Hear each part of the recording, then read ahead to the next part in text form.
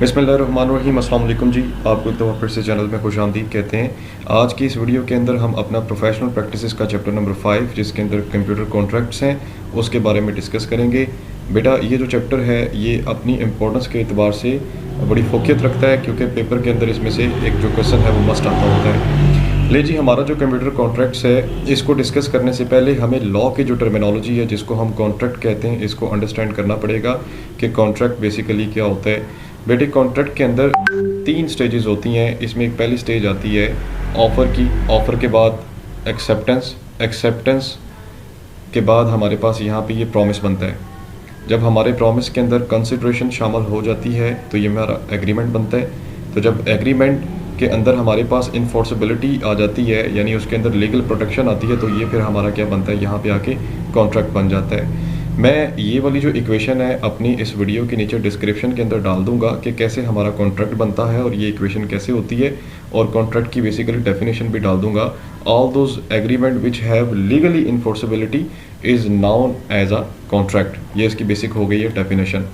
अब आगे थोड़ा सा मूव हम करते हैं कि कॉन्ट्रैक्ट जो है, जब भी हम डिफरेंट किस्म के कॉन्ट्रैक्ट्स बनाते हैं तो हम मुख्तलिफ़ किस्म के फ्रॉड से बचने के लिए इस किस्म के जो प्रपोजल्स होते हैं जिसके अंदर धोखा होता है, जिसके अंदर डायरेक्शन क्लियर नहीं होती, हमें किन किन चीज़ों का ख्याल रखना चाहिए या किन किन चीज़ों को मद्देनज़र रखते हुए आगे कॉन्ट्रैक्ट्स जो हैं वो फाइनल करने चाहिए।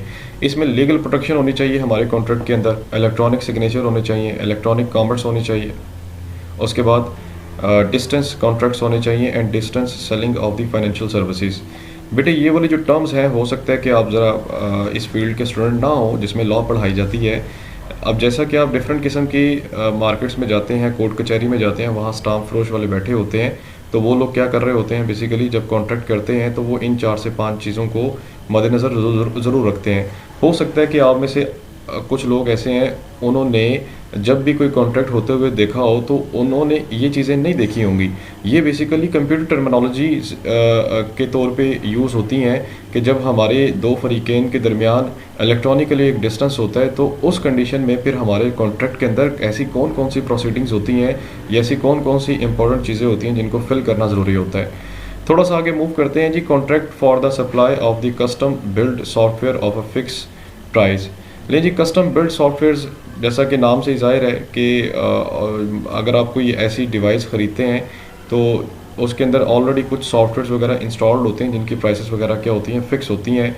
तो उसके बारे में हम यहाँ पर देखेंगे कि उसका स्ट्रक्चर कैसा होता है, उसका इंट्रोडक्शनरी पार्ट कैसा होगा, फिर उसके अंदर हमारे पास क्या क्या टर्मिनेशंस होंगी, अगर कॉन्ट्रैक्ट पूरा नहीं होता तो उसके खिलाफ क्या पेनल्टी है और क्या हमें रिकवरी हो सकती है। ले जी, ये मेन क्वेश्चन है जी। सबसे पहले हमारे पास यहाँ पे आता है जी स्ट्रक्चर ऑफ द कॉन्ट्रैक्ट की बात कर रहा है कि जब भी हम कॉन्ट्रैक्ट करेंगे तो उसका स्ट्रक्चर क्या होगा। उसका स्ट्रक्चर 2 से 3 पार्ट्स पे मुश्तमिल होता है। सबसे पहला पार्ट जो है वो कहते हैं शॉर्ट इंट्रोडक्शनरी सेक्शन है, फिर उसके बाद a set of standard terms and condition, then set of appendices और एनेक्सेस, ये लास्ट पे डिटेल होती है सारी।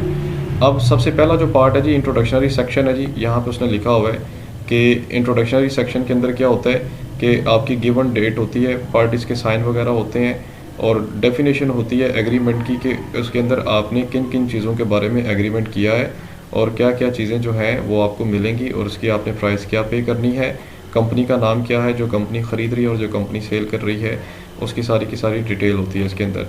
इसी हेडिंग से नेक्स्ट आ रहा है कि what is to be produced. ठीक है, what is to be produce, कि क्या चीज़ जो है वो कॉन्ट्रैक्ट के बाद प्रोड्यूस की जाएगी। ज़ाहिरी बात ये है कि हमने क्या करना है कि जब हमने एक बंदे से कॉन्ट्रैक्ट कर लेना है फॉर एग्जांपल मोबाइल फ़ोन्स का, तो उसकी जो प्रोडक्शंस है वो मोबाइल फ़ोन से रिलेटेड ही होगी कि ये वाली चीज़ें जो हैं मतलब अकॉर्डिंग टू कॉन्ट्रैक्ट इस डेट को प्रोसीड की जाएंगी या हमें मिल जाएंगी। What is to be deliver, क्या चीज़ डिलीवर करनी है। मैं दोबारा ये बात रिपीट करूंगा कि जिस चीज़ के बारे में इंट्रोडक्शनरी सेक्शन के अंदर हमारा कॉन्ट्रैक्ट हुआ था वही चीज़ जो है वो प्रोवाइड की जाएगी। उसके अंदर वो ये कहता है source code, command files for the building, documentations, reference manuals, software tools, user training, test data.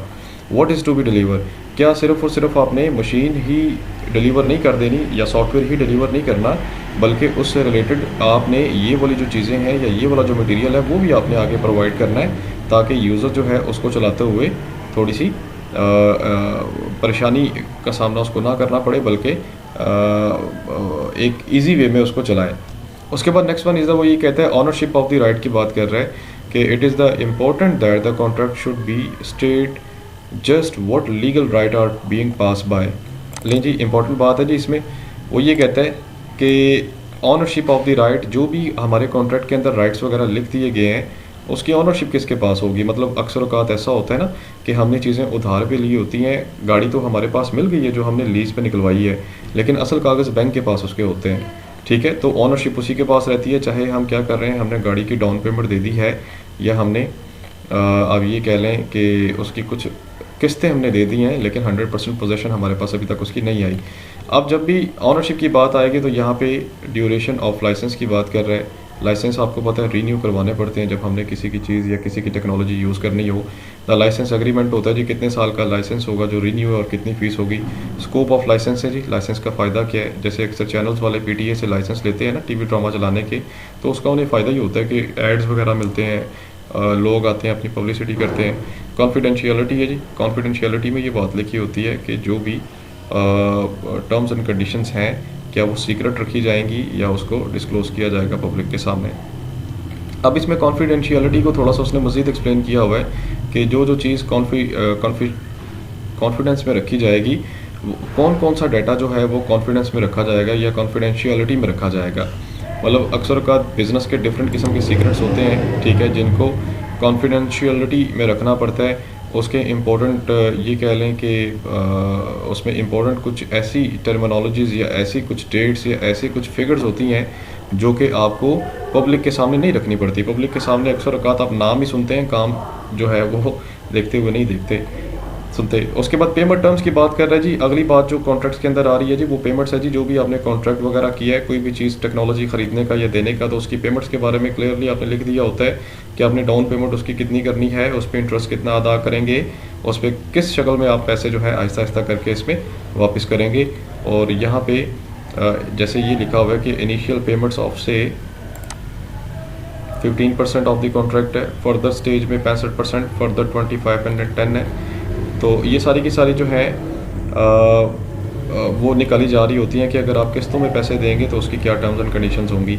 अगली बात है जी, कहते हैं calculating payments for the delay and changes है जी। अगर आपकी पेमेंट्स डिले हो जाती हैं तो उसके बदले में आपने कितनी पेनल्टी पे करनी है, ये इसके अंदर आ रही है बात बेटी। ये सेल्फ स्टडी है, ये फर्स्ट पैराग्राफ आपने इसमें से क्या करना है, गो थ्रू ये स्टडी कर लेना है। पेनल्टी कॉजेज़ की बात कर रहे हैं जी, आखिर इसमें क्या रीज़न होती है कि आपको पेनल्टी पड़े। सिंपल सी बात ये है कि जब आप जो है चीज़ें टाइम पे, आपको चीज़ें अगर मिल जाती हैं तो आप उसकी पेमेंट टाइम पे नहीं करते। बैड अगर आपकी रिप्यूट हो गई है, अगर आपने रिफ्यूज़ कर दिया बिडिंग से सप्लायर्स ने, या कुछ भी सॉफ्टवेयर के अंदर सॉफ्टवेयर को चलाने में, समझने में, डिलीवर करने में कोई डिले आ गया, तो ये सारी की सारी चीज़ें जो हैं वो किस चीज़ की कॉज बनती हैं, ये आपकी पेनल्टी की कॉज बन रही होती हैं। ऑब्लिगेशन ऑफ द क्लाइंट की बात कर रहे हैं जी। नेक्स्ट वन इज़ दैट कि जो क्लाइंट होता है उसके ऊपर क्या रिस्पॉन्सिबिलिटीज़ होती हैं या उसकी क्या ऑब्लिगेशंस होती हैं। भाई देखें कि अगर क्लाइंट ये चाहता है कि ताल्लुकात या रिलेशनशिप अच्छे रहें, कॉन्ट्रैक्ट हमारा ठीक चले, वो कहता है provide documentation on the aspect of the clients activities on the environment in which he system will run, के डॉक्यूमेंटेशन वगैरह कर ले। Provide access to the appropriate member of staff, provide machine facility, provide accommodation and provide data communication. यानी जो भी company client को चीज़ देने के लिए आएगी ना, क्लाइंट को चाहिए कि इन चीज़ों तक वो एक्सेस प्रोवाइड करे ताकि मशीन जो है वहाँ पे फिट होने में ज़्यादा टाइम ना ले। Standard and method of working की बात कर रहे हैं जी। सप्लायर जो है, जिस बंदे ने आपको चीज़ें आगे प्रोवाइड करनी है, आप वो मेथड ऑफ वर्किंग के बारे में या उस चीज़ को चलाने के बारे में पाबंद है कि आपको प्रॉपर गाइड करके जाए कि ये चीज़ काम कैसे करेगी, इसकी वर्किंग कैसे होगी। प्रोग्रेस मीटिंग की बात कर रहे हैं जी। प्रोग्रेस मीटिंग में क्या होता है कि रेगुलर मीटिंग्स होनी चाहिए। अगर आपने कॉन्ट्रैक्ट लंबे अरसे के लिए किया हुआ है तो उससे फिर क्या होता है कि एक याद दहानी रहती है सप्लायर और क्लाइंट के दरमियान। अक्सर आप देखते हैं ना कि दो पार्टीज़ के दरमियान MU साइन हो रहा होता है जी, याद दहानी के लिए कि हमारा ये कॉन्ट्रैक्ट हुआ था, इस पर हमारी वर्किंग जारी है। प्रोजेक्ट मैनेजर है जी। एक अदद बंदा जो है वो प्रोजेक्ट मैनेजर के तौर पे अपॉइंट किया जाता है, जो दोनों पार्टीज़ के साथ रास्ते में रहता है और देख रहा होता है किस चीज़ की कमी है और किस चीज़ की हमें यहाँ पे ज़रूरत है। एक्सेप्टेंस प्रोसीजर्स की बात कर रहा है, acceptance procedure are the critical part of any fix price contract for the provide criteria by which successful completion. हाँ जी, एक्सेप्टेंस प्रोसीजर, एक्सेप्टेंस प्रोसीजर ये है कि कॉन्ट्रैक्ट का ऐसा कौन सा हिस्सा है जिसको पूरा करना ज़रूरी है कि हमारा अगला प्रोसीजर जो है वो एक्सेप्टेबल होगा। यानी देखें ना, कॉन्ट्रैक्ट के भी कई ऐसे होते हैं जिस मतलब फॉर एग्जांपल पहली स्टेज में आपने डाउन पेमेंट देनी है, अगली स्टेज में आपने जनाब प्रॉपर्टी के कागज़ देने हैं, उससे अगली स्टेज में आपने गवाह देने हैं। तो वो स्पेसिफिक प्रोसीजर ऐसा कौन सा होगा जो रीज़नेबल टाइम के अंदर आपने पूरा करना है और आपका कॉन्ट्रैक्ट जो है वो एक्सेप्टेबल होगा। वारंटी एंड मेंटेनेंस की बात कर रहे हैं जी, जब भी हम कॉन्ट्रैक्ट करते हैं किसी भी टेक्नोलॉजी के बारे में जिसमें जो डेज़ होते हैं वो रिक्वायर्ड होते हैं, तो उसमें वारंटीज़ एंड मेंटेनेंस रखा जाता है। अब जो आपके पास एप्लीकेशंस टाइप के सॉफ्टवेयर्स होते हैं जो मशीन को चलाने के लिए इंस्टॉल किए जाते हैं, इनके बारे में वारंटीज़ एंड मेंटेनेंस ज़रा डिफरेंट होती है, यानी डिफरेंट उसमें डेज़ होते हैं, डिफरेंट उसका क्राइटेरिया होता है। लेकिन वो चीज़ें जो आपके पास फिज़िकल फॉर्म में मौजूद हैं, जैसे कोई आपके पास यहाँ पे लोडिंग अनलोडिंग की मशीन है, तो उस पर वारंटी मेंटेनेंस डिफरेंट होती है। तो याद रहे हमारे पास वारंटी एंड एक और इसमें टर्मिनोलॉजी यूज़ होती है जिसको हम गारंटी कहते हैं। वारंटी का मतलब ये होता है कि अगर चीज़ ख़राब हो गई है तो आपको ठीक करके दी जाती है, और गारंटी का मतलब क्या होता है कि अगर चीज़ आपकी ख़राब है तो उसको रिप्लेस किया जाता है। मेंटेनेंस बेसिकली डेप्रिसिएशन का एक कंसेप्ट है जी, जिसमें मशीन को क्या किया जाता है, मेंटेन किया जाता है। उसकी अगर परफॉर्मेंस स्लो हो गई है या मशीन की वर्किंग ठीक नहीं है तो उसे आके ज़रा कसा जाता है या उसके सॉफ्टवेयर वगैरह को फ्रेश किया जाता है। नेक्स्ट वन इज़ द, हमारे अभी कॉन्ट्रैक्ट्स के अंदर वही बात चल रही है, इंडेमनिटी। इंडेमनिटी का मतलब बेटे होता है जी नुकसान की तलाफ़ी करके देना। नुकसान की तलाफ़ी से मुराद ये है कि अगर क्लाइंट को सप्लायर की वजह से नुकसान हुआ है तो सप्लायर क्लाइंट के नुकसान को पूरा करके देता है, लेकिन अगर क्लाइंट की वजह से सप्लायर को कोई नुकसान हो गया तो सप्लायर का जितना भी नुकसान है फिर वो क्लाइंट पूरा करके देगा। क्लाइंट की वजह से सप्लायर को नुकसान कैसे हो सकता है कि अगर क्लाइंट टाइम पे पेमेंट्स अदा नहीं करता तो उसका जुर्माना होता है जो उसको पड़ जाता है। टर्मिनेशन ऑफ द कॉन्ट्रैक्ट की बात कर रहा है जी, कॉन्ट्रैक्ट जो है वो टर्मिनेट कैसे होता है, ख़त्म कैसे होता है। दो चीज़ें हैं जी, फॉर एग्जाम्पल अगर आपने 5 से 10 साल का कॉन्ट्रैक्ट किया हुआ है, 5 से 10 साल का अर्सा गुजर गया, आपने सारी पेमेंट्स दे दी तो आपका जो कॉन्ट्रैक्ट है वो टर्मिनेट है। अदरवाइज़ अगर दोनों पार्टीज़ कॉन्ट्रैक्ट को ब्रीच करती हैं, तोड़ देती हैं या उसको पूरा नहीं करती तो फिर भी कॉन्ट्रैक्ट को क्या कर दिया जाता है, इसमें ख़त्म कर दिया जाता है। Next one is the arbitration की बात कर रहा है। आर्बिट्राज बेसिकली कहते हैं थर्ड पार्टी को, कि मतलब कि आपके कॉन्ट्रैक्ट के अंदर फॉर एग्जांपल अगर कोई डिस्प्यूट आ जाता है सप्लायर और क्लाइंट के दरमियान, तो आर्बिट्रेज का रोल कौन सा पर्सन आके अदा करेगा, ठीक है। आर्बिट्रेज वो पर्सन होता है जो तीसरे नंबर पे होता है और आके दोनों पार्टीज़ के दरमियान मफाहमत करवाता है, सुलह सुलाई करवा कहते कहते यार चलो छोड़ो क्या लड़ रहे हो, मामला अपने ठीक करो। उसके बाद next one is the inflation की बात कर रहे हैं जी। इन्फ्लेशन महंगाई को कहते हैं। उसमें ये कहता है कि लॉन्ग टर्म इन्फ्लेशन में अक्सर वैसे तो इन्फ्लेशन से मुराद ये है कि प्राइसेस जो है वो बढ़ जाती हैं और चीज़ों की जो वैल्यू है वो कम हो जाती है, लेकिन यहाँ पे इन्फ्लेशन जो है वो क्या करती है कि अगर वक्त के साथ साथ फॉर एग्जांपल महंगाई बढ़ती जा रही है, मुल्क के अंदर कीमतें ज़्यादा हो गई हैं, तो जो मेंटेनेंस का प्रोसीजर होता है उसकी कॉस्ट में भी इजाफा आना शुरू हो जाता है। लेकिन अगर आपका कॉन्ट्रैक्ट जनाब फॉर एग्जांपल 2010 में हुआ था उसकी रेट्स के मुताबिक, तो अगर आप 2020 में मशीन की मेंटेनेंस करवा रहे हैं तो 2010 के मेंटेनेंस चार्जेस नहीं लगेंगे बल्कि 20 के मेंटेनेंस चार्जेस लगेंगे, जो कि वक्त के साथ साथ क्या होते हैं, चेंज होते हैं, ठीक है। अब उसमें हमारे पास यहाँ पे बस ये टॉपिक इतना है जी, बाकी टॉपिक इंशाल्लाह हम अगली वीडियो में देखते हैं। जाते जाते वीडियो को लाइक ज़रूर करें, चैनल को सब्सक्राइब नहीं किया हुआ तो इसको भी करें और दुआ में याद रखें। बाकी डिस्क्रिप्शन देखना ना भूलिएगा, वहाँ पे मैंने कॉन्ट्रैक्ट की डेफिनेशन और कॉन्ट्रैक्ट की इक्वेशन डाली हुई है। बहुत शुक्रिया जी आपका, अपना ख्याल रखें, अल्लाह हाफिज़।